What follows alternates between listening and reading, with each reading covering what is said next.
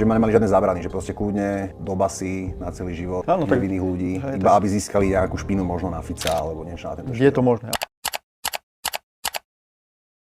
Nejako som tušil, že to bude niekedy okolo roku 2020-2021, pretože vtedy všeobecne fungovalo také bezprávie a istá skupina ľudí akoby tu vlastnila spravodlivosť. Len ja som si myslel, až kým som nenarazil na váš prípad, že to sa týka iba nejakým spôsobom politicky angažovaných, politicky exponovaných ľudí, ale vlastne vy ste prvý, o kom som počul, že vlastne úplne obyčajní ľudia. A ja teda viem, že Lipšic, že je kriminálnik, že Čurilovci sú kriminálnici, že takýmto spôsobom zavierali do väzby ľudí zľava správa, ktokoľvek, kto im nesedel, ale prvýkrát počujem, že by mali takýto obrovský záujem zbaviť slobody niekoho úplne akože politicky nejakým spôsobom angažovaného. Takže je možné, že Kamil nejakým spôsobom je napojený na Smer, hej, alebo pozná tam nejakých ľudí.